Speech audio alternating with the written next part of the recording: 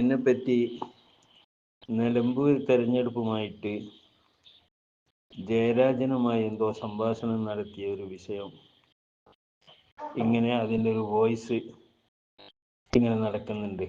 അതിൻ്റെ സത്യാവസ്ഥ എന്താണെന്ന് ചോദിച്ചാൽ, ഈ കാണുന്ന നിലമ്പൂരിൽ അപ്രതീക്ഷിത ട്വിസ്റ്റ് എന്ന് സമസ്ത നിർണയിക്കുന്ന ആളെ സ്ഥാനാർത്ഥിയാക്കും. മുക്കം ഉമർ ഫൈസി ഗോവിന്ദനുമായിട്ട് ചർച്ച നടത്തി എന്നുള്ളൊരു പോസ്റ്റാണ്.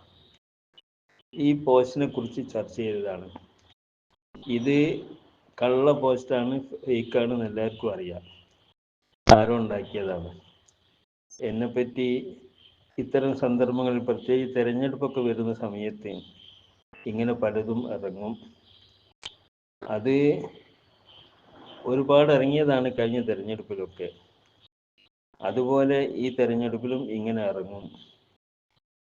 ജയരാജൻ കഴിഞ്ഞ തെരഞ്ഞെടുപ്പിൽ ജയരാജൻ്റെ വീട്ടിൽ വന്നതിനെ സംബന്ധിച്ച് വലിയൊരു വാർത്തയാക്കിയിരുന്നല്ലോ. ആ വാർത്ത പോലെ തന്നെയാണ് ഇതെല്ലാം എന്ന് ഞങ്ങളിങ്ങനെ ചർച്ച ചെയ്തിരുന്നു വണ്ടിയിൽ നിന്നിട്ട്. അതാരോ പിടിച്ചതാണ്, അതാണ് ചർച്ച. ജയരാജനെ പറ്റി സംസാരിച്ച ചർച്ച അതാണ്. അല്ലാതെ വേറെ ജയരാജനുമായിട്ട് ഈ വിഷയത്തിൽ എന്തെങ്കിലും പറയുകയൊന്നും ചെയ്തിട്ടില്ല. ഈ ഗോവിന്ദനുമായിട്ട് ഞാനൊന്നും പറഞ്ഞും ചെയ്തിട്ടൊന്നുമില്ല. ഈ ഗോവിന്ദനും ഞാനുമായിട്ട് ഇതുവരെ ജനിച്ചതിന് ശേഷം ഞാനും അഭിമുഖമായിട്ട് ഞങ്ങളും ഒന്നും സംസാരിച്ചിട്ടില്ല, ഫോണിൽ സംസാരിച്ചിട്ടില്ല. ഗോവിന്ദൻ എനിക്ക് സെക്രട്ടറിയാണെന്ന് അറിയാമെന്നല്ലാതെ ഗോവിന്ദൻ എന്നെ അറിയാമെന്ന് എനിക്ക് അറിഞ്ഞുകൂടാ. ഇങ്ങനെയുള്ള ഒരു സംഗതികളാണ് പലതും പടച്ചു വിടുന്നത്. എന്താണ് ഇതിൻ്റെ ഉദ്ദേശം എന്ന് എനിക്കറിയില്ല.